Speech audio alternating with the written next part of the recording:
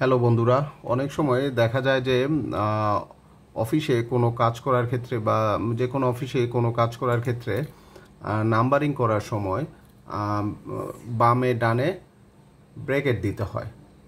তো সেই ক্ষেত্রে যদি আপনারা প্রতিটা এক সেল ধরে ধরে কাজ করেন অনেক সময় লেগে যায় যদি সিরিয়াল নাম্বারটা লম্বা হয়ে থাকে।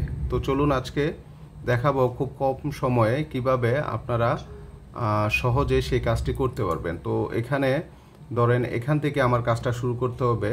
তো এখানে যদি এই ওয়ানের বামে ডানে আমরা ব্র্যাকেট নিয়ে আসতে চাই, সেক্ষেত্রে আমরা এই কার্সর থেকে রাইট বাটনে ক্লিক করব, ফরম্যাট সেলে যাব।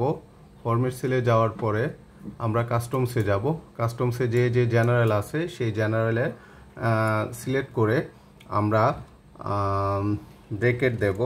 ব্র্যাকেট দিয়ে তারপর জিরো দিয়ে ব্র্যাকেট শেষ করব, তারপরে এন্টার চাপবো। এন্টার চাপলে দেখা যাচ্ছে যে এখানে আমার ওয়ানের বামে এবং ডানে ব্র্যাকেট চলে আসছে। এখন আমরা তারপরে যাব ফিল থেকে সিরিজে যাব। এখানে সিরিয়াল নাম্বার কত পর্যন্ত লাগবে সেটা এখানে আমি 1 থেকে শুরু করে স্টেপ ভ্যালুতে লাস্ট সিরিয়াল নাম্বারটা বসাবো। ধরেন 100 পর্যন্ত থামতে হবে, সেই ক্ষেত্রে 100 লিখে ওকেতে ক্লিক করব।